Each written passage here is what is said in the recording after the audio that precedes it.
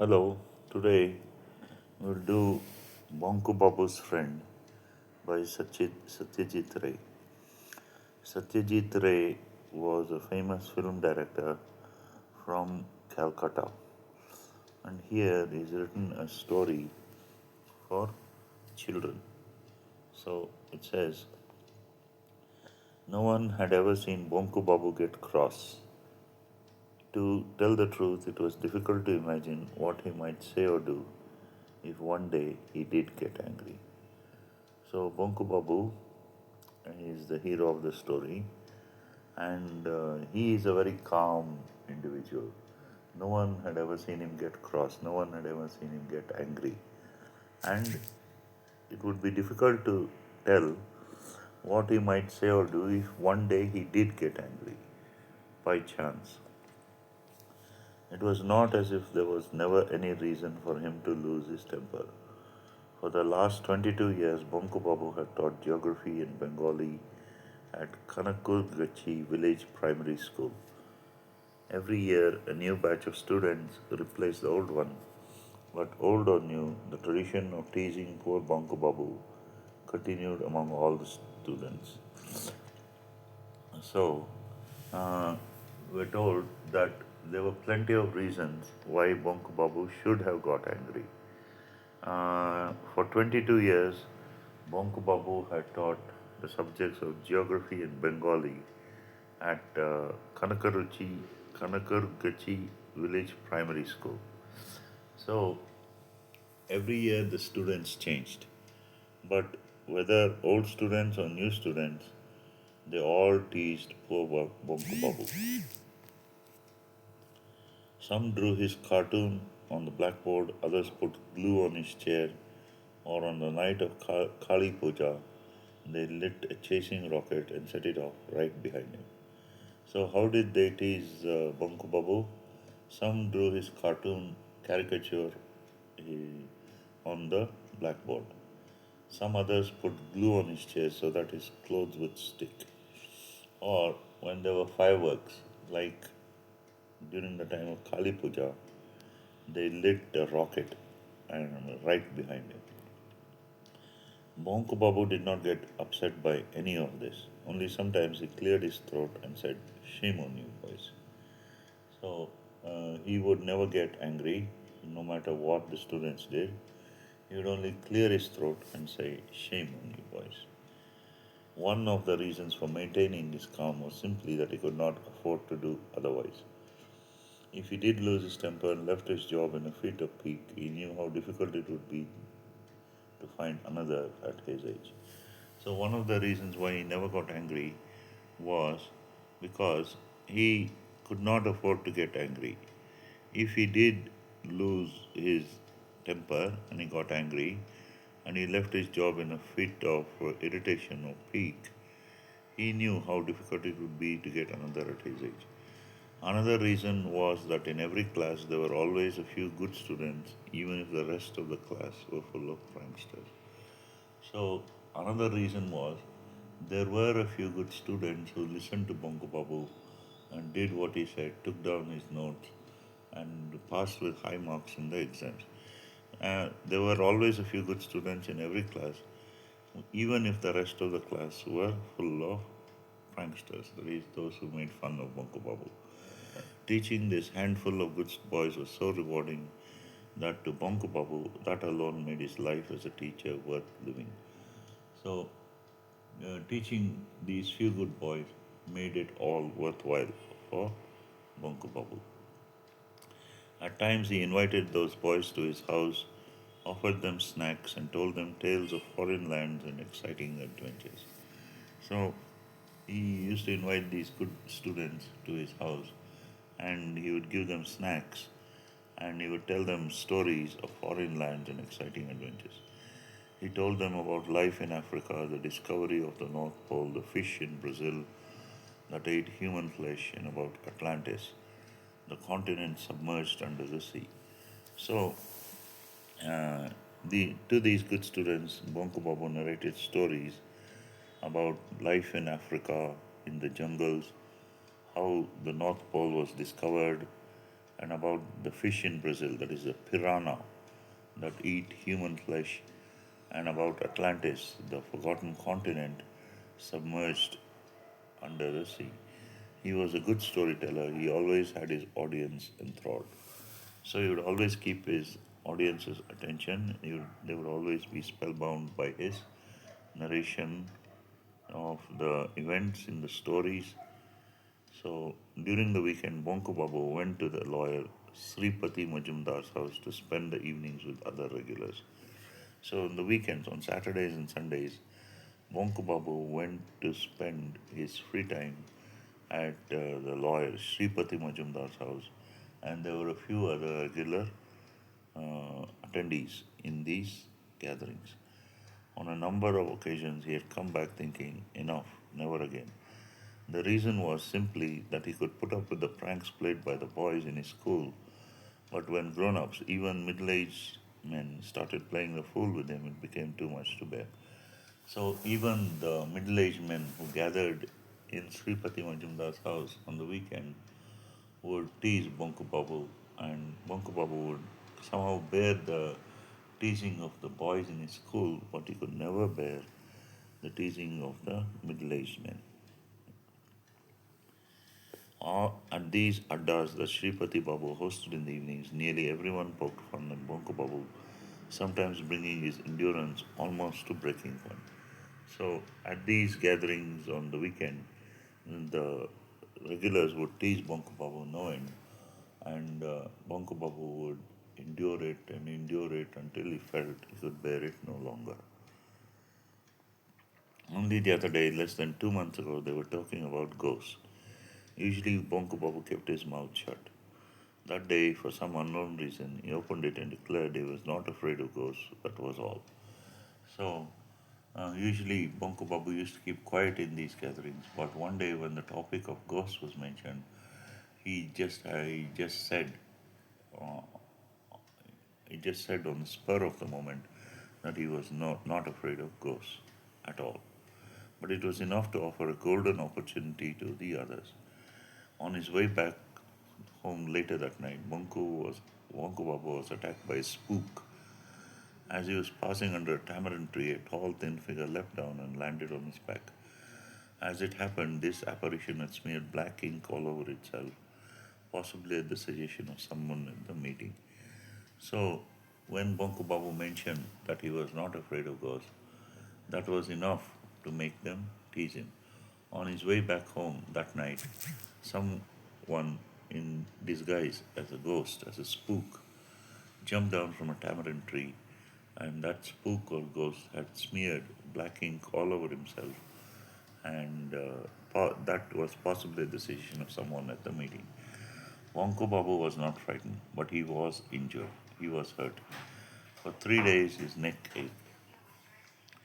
Worst of all, his new kurta was torn and it had black stains all over. What kind of joke was this? So his clothes were torn, but and his back was hurt and his neck was hurt.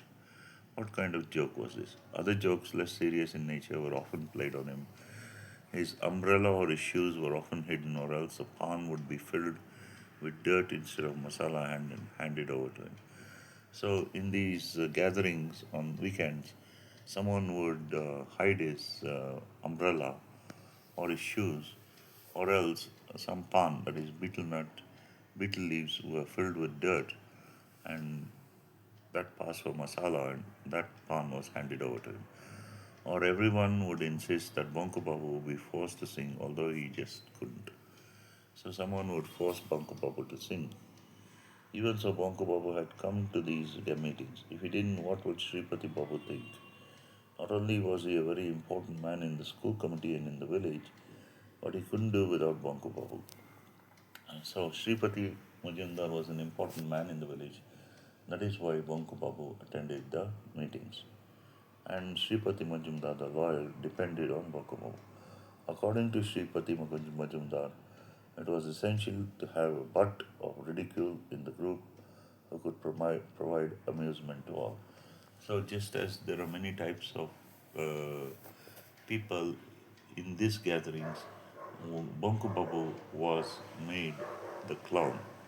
He was supposed to be made fun of, and that would give them all entertainment.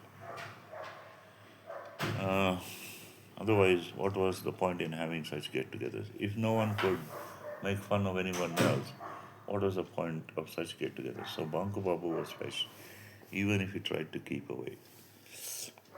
He tried to keep away, but he was fetched to the gatherings. On one particular day, the topic of conversation was space. In other words, they were talking of spaceships and space travel. Soon after sunset, a moving point of light had been seen in the northern sky. A similar light was seen 3 months ago, which had led to much speculation. So, people had seen a moving light in the northern sky, and that had caused much conversation, speculation. What could it be? Where did it come from? Is it an alien? In the end, it turned out to be a Russian satellite called Kotka, or was it Pushka? And in the end, they found out it was a Russian satellite. Anyway, this satellite was supposed to be going around the Earth at a height of 400 miles and providing a lot of valuable information to scientists. So, this satellite was on a data gathering mission. That particular evening, Bonku Babu was the first to spot the strange light. Then he called Nidhi Babu and showed it to him. However, when he arrived at the meeting, he found that Nidhi Babu had wholly claimed full credit for being the first person to see it and was boasting a great deal about it. Bonku Babu said nothing. No one in the group knew much about satellites, but that did not stop them from offering their views. Said Chandi Babu, "You can say what you like, but I don't think we should waste our time worrying about satellites. Somebody sees a point of light in some obscure corner of the sky, and the press gets all excited about it. So, if someone sees a light in the sky, the newspapers are full of those stories, and they get all excited about it. Then we read a newspaper report saying how clever it all is, have a chat about it in our living rooms while casually chewing upon, and behave as if we had achieved something. All humbug."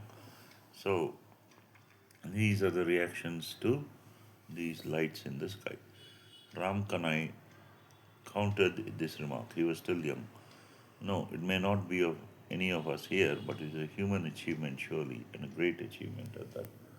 So Ram Kanai said that sending satellites up into space was a great achievement, and it is not only the achievement of one person or one country, it is the achievement of mankind. Or come of it, well, of course, it's a human achievement. Who'd build a satellite except man?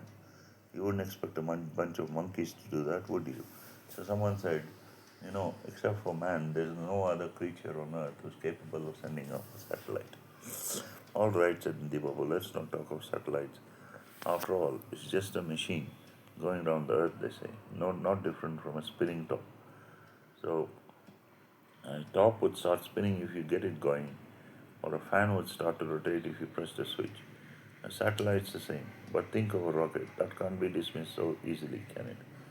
So, Nidhi Babu compares a satellite to a spinning top and to a spinning fan, and he thinks that it's the same, going round and round the earth, rotating about the earth, just as a top or a fan. But when you think of a rocket, it's not so simple. That's what uh, uh, Nidhi Babu says. Chandi Babu wrinkled his nose. A rocket? Why, what good is a rocket? All right, if one was made here in a country to go from the Maidan, Calcutta, and we could all go by and buy tickets to watch the show, well, then that would be nice. But Chandi Baba says, unless he was a spectator to see these rockets being shot into the sky from the Maidan, Calcutta, there was absolutely nothing of interest in a rocket. Chandi Babu, you're right, Ramkan, I agree. A rocket has no meaning for us here in this village. Vairav Chakravarti spoke next. Suppose some creature from a different planet arrived on Earth. So what? Even if it did, you and I would never be able to see it. Yes, that's true enough. Everyone turned their attention to their cups of tea. So everyone starts drinking their tea silently. There did not seem to be anything left to be said. After a few moments of silence, Bonku Babu cleared his throat and said gently, suppose they came here. Suppose the aliens came here. Nidhi Babu feigned total amazement. Nidhi Babu pretended to be totally amazed. "Hey, Bunkum, wants to say something. Why? What did you say, Bunkam? Bunkam refers to Bonku Babu. What's going to come here? Who's going to come here? Where from? Bonku Babu repeated his words, his tone still gentle. Suppose someone from a different planet came here. As he did so often, Bhairav Chakravarti slapped Bonku Babu loudly and rudely, grinned and said, Bravo, what a thing to say. Where is a creature from another planet going to land? Not Moscow, not London, not New York, not even Calcutta, but here in Kanakarguchi. You do think big, Bunkam, don't you? So, uh, Bhairav Chakravarti slaps Bonku Babu's back hard and he says, do you think an alien would land not in some important city of the world, but here in this obscure little village called Kankurgachi? Bonku Babu fell silent, but several questions rose in his mind. Was it really impossible for that an alien should land in their village?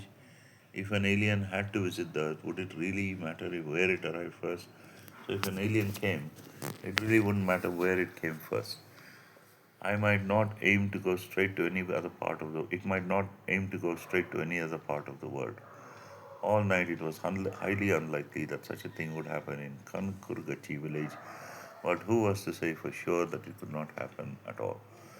So uh, it is a possibility. It's not a certainty, but it's a possibility that an alien can come to that obscure little village called Kankurgachi. Sripati Babu was silent so far. Now, as he shifted in his seat, everyone looked at him. He put his cup down and spoke knowledgeably. Look, if someone from a different planet does come to Earth, I can assure you that he will not come to this godforsaken place. So, Sripati Babu is very well read and he tells the others even if alien came from another planet, he will not land in Kankarguchi village, which is also been forsaken or forgotten by God Himself. Those aliens are no fools. It is my belief they are sahibs and they will land in some western country where all the sahibs live. Understand? So Sripati Majumdar says that these aliens are superior and they will land in some western country where all the superior men, the sahibs, live. Everyone agreed with the sole exception of Bonko Babu. Chandi Babu decided to take things a bit further. He touched Nidhi Babu, silently pointed at Bonko Babu and spoke innocently. Why, I think Bonko is quite right. Isn't it natural that aliens should want to come to a place where there is a man like our Bonko boy, Bonko Bihari? If they wanted to take away human specimen, could they find anything better? So, uh, Babu says that if the aliens decided to take a human back with them to examine humans, then they would find no better specimen than Bonku Bihari or Bonku Babu. No, I don't think so, Nidhi Babu joined in. Consider his looks, not to mention his brains. Yes, Bunkam would be the ideal specimen. So Bonku Babu's brains and his looks would make him an ideal candidate to be taken to be examined by the aliens. Right. Suitable for keeping in a museum or a zoo, Ram Kanai chipped in.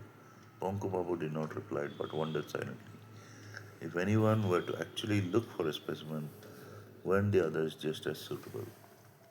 So, Bonku Babu did not say anything, but he wonders silently whether any of the other people in that gathering were not suitable as himself.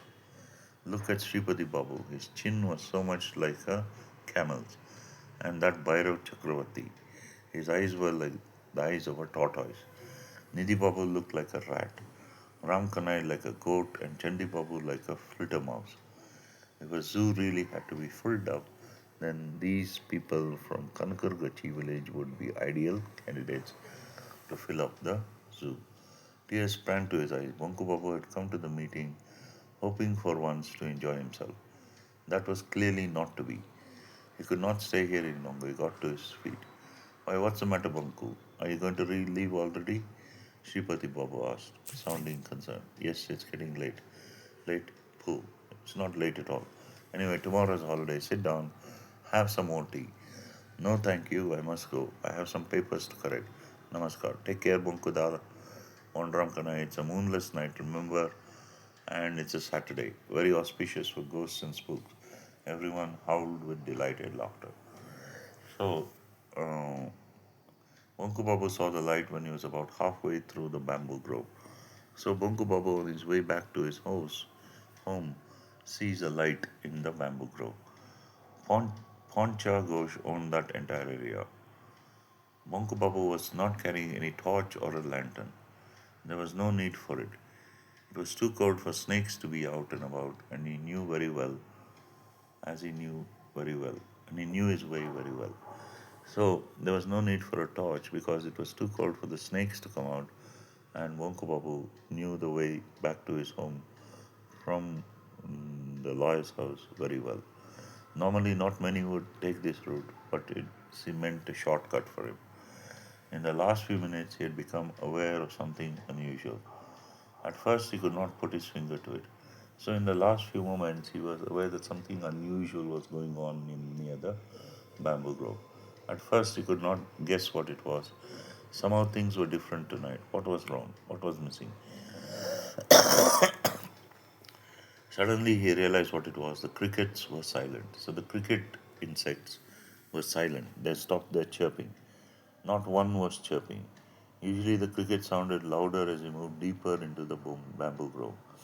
Today there was only an eerie silence, so there was also a strange, ghostly silence in the bamboo grove. What had happened to all the crickets? Were they all asleep?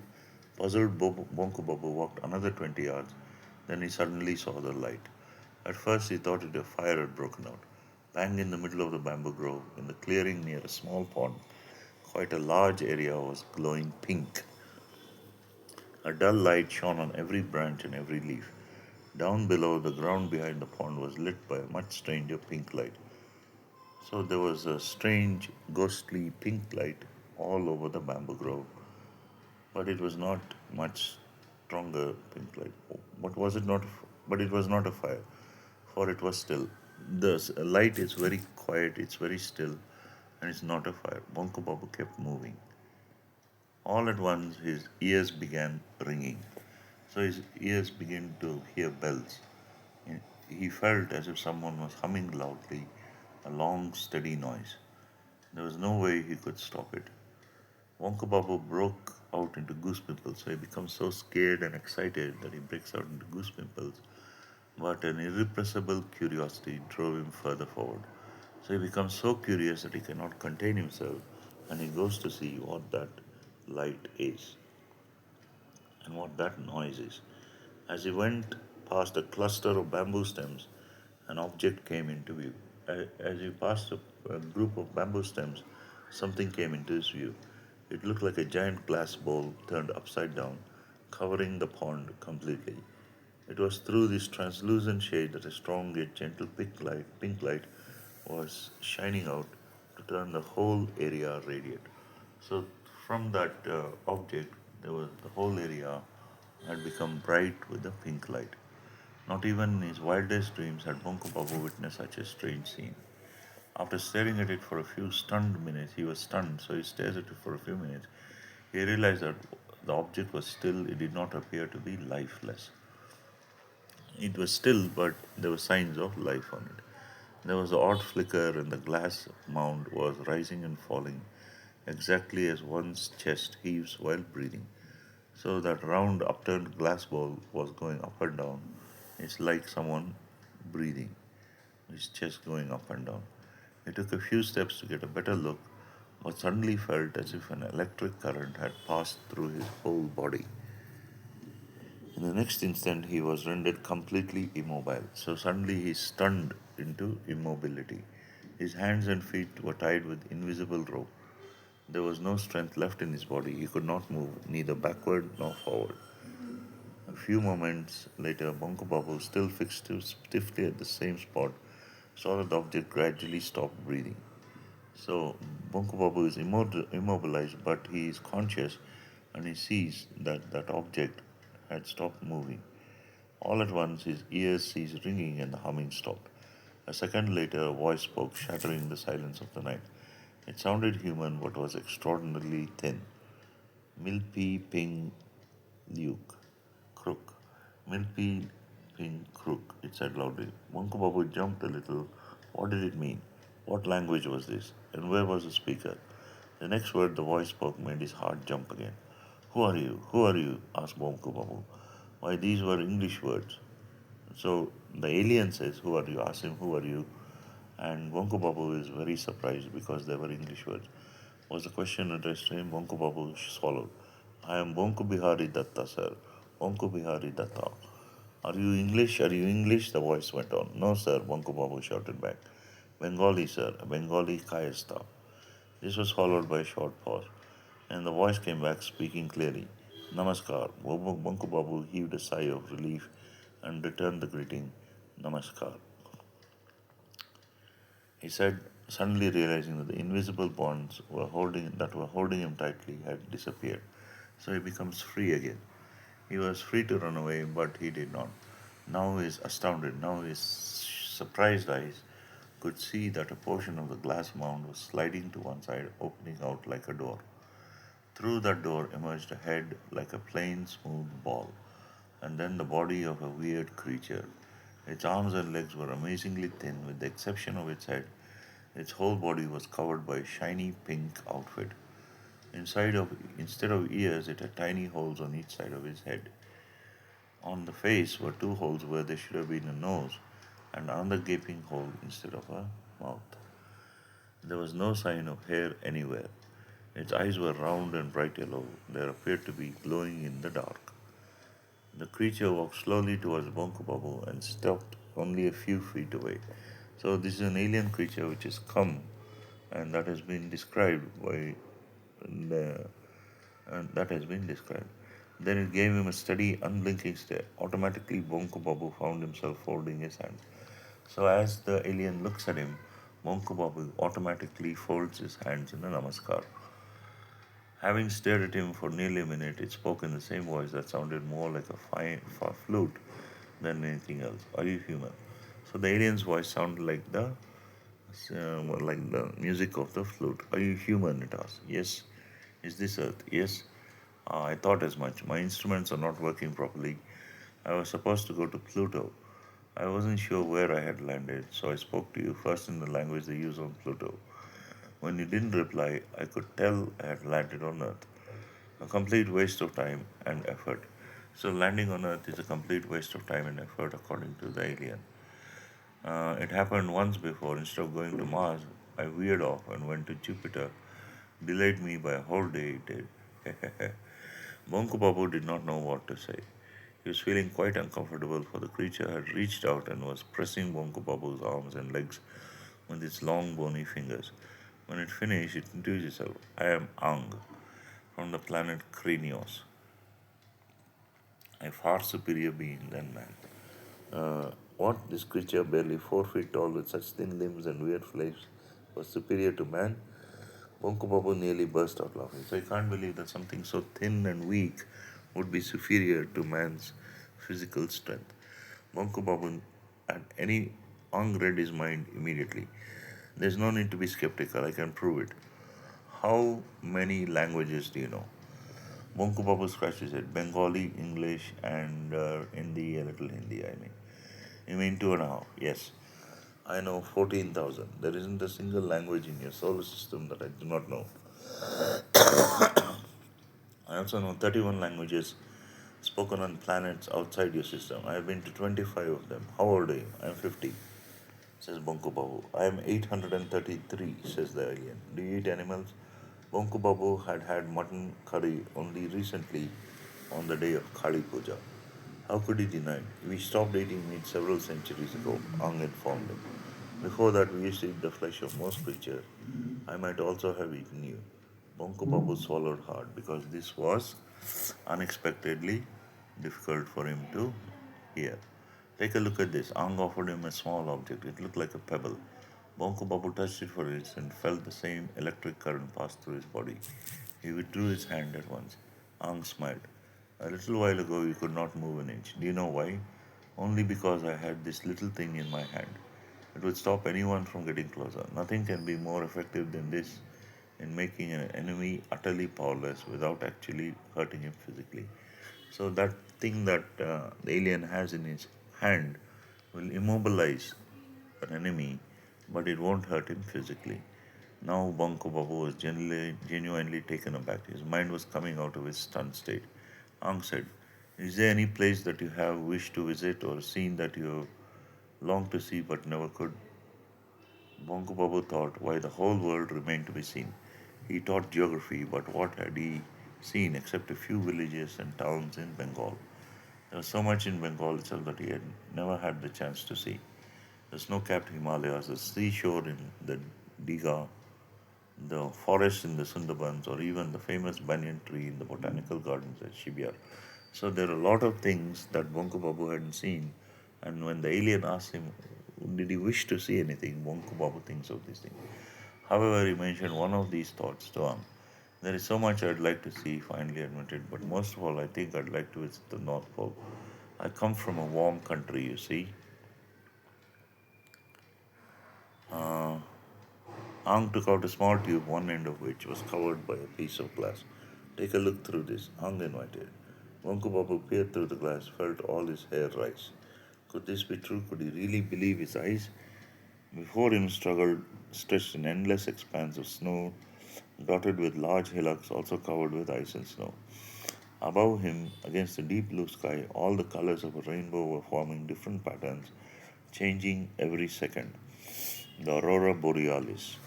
What was that? An igloo? There was a group of polar bears. Was there another animal? A strange, peculiar creature. Yes, it was a walrus. There were two of them, in fact, and they were fighting. Their tusks bared, large as radishes, and they were attacking each other. Streams of bright red blood were flowing on the soft white snow. It was December, and Bonku Babu was looking at an area hidden under a layer of snow. Still, he broke out in a sweat. What about Brazil? Don't you wish to go there? Asked Ram. Bonku Babu remembered him instantly. Piranhas, those deadly carnivorous fish, those deadly meat eating fish. Amazing. How did this Ang know what he would like to see? Bonku Babu peered through the tube again. He could see the dense forest. Only a little scattered sunlight had crept in through the almost impenetrable foliage.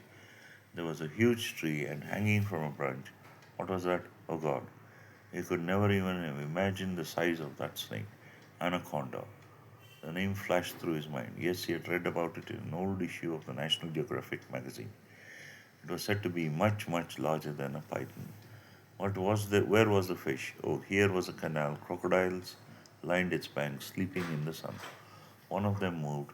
It was going into to go into the water. Splash. Bonko Babu could almost hear the noise. But what was that? The crocodile had jumped out of the water very quickly.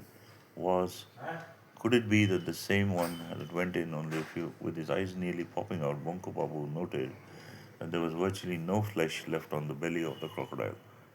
Bones were showing clearly. So the belly of the crocodile had been eaten away by the piranhas in the water. Attached to this remaining flesh were five fish with amazingly sharp teeth and monstrous appetite. Piranhas. Bonko Babu could not bear to watch any more. His limbs were trembling, his head reeled painfully. Now do you believe that we are superior? Ang wanted to know. Bonko Babu ran his tongue over his parched lips. Yes, oh yes, certainly, of course, he croaked. So he's lost his voice, and he agrees that the aliens are superior.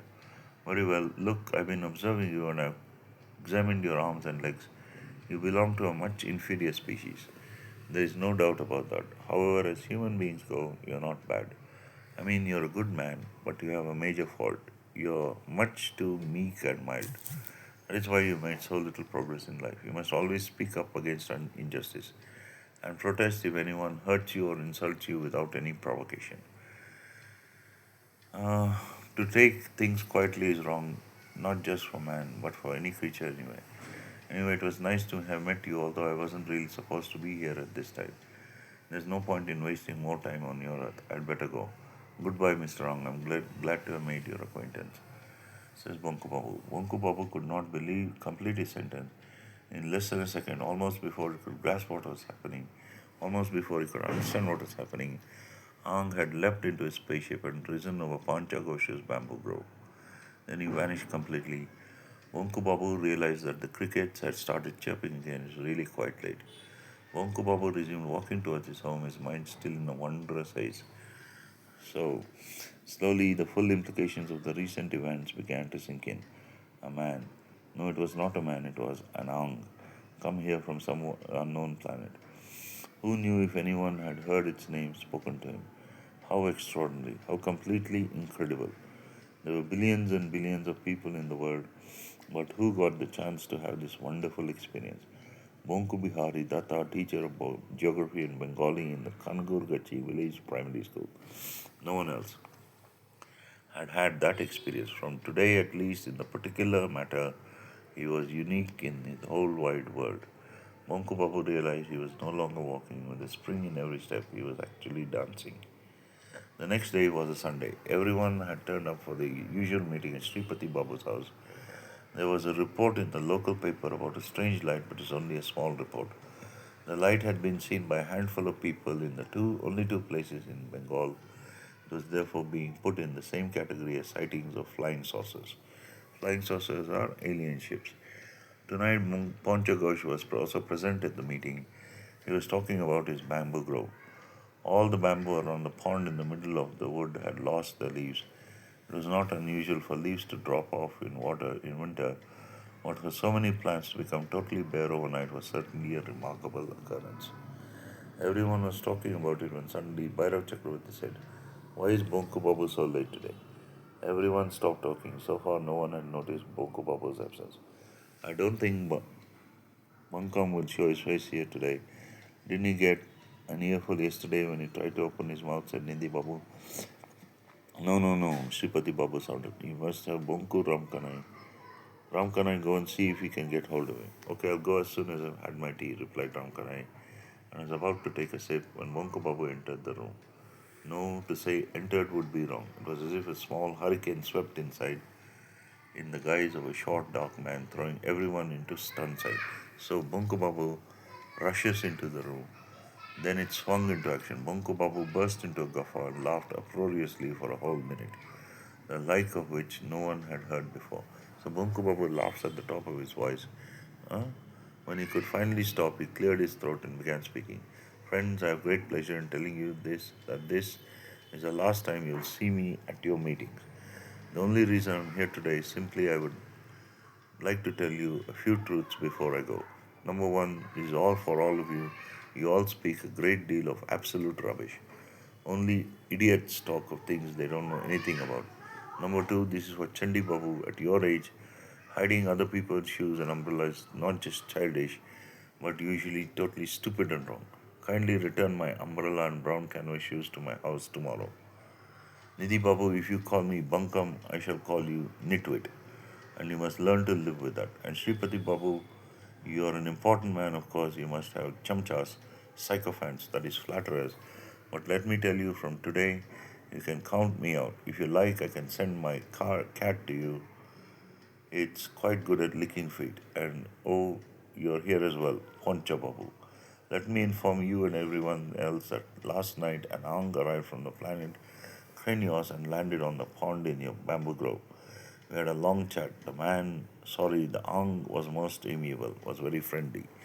Bonku Babu finished his speech and slapped Bhairav Chakravarti's back so hard that he choked. Then he made his exit, striding out with a bounce and a whistle, his eyes sparkling, his head held high. In the same instant, the cup fell down from Ramkanai's hand, shattering into pieces and splattering hot tea on most of the others. So that is the end of Bonku Babu's friend. And Bonku Babu regains his confidence in life.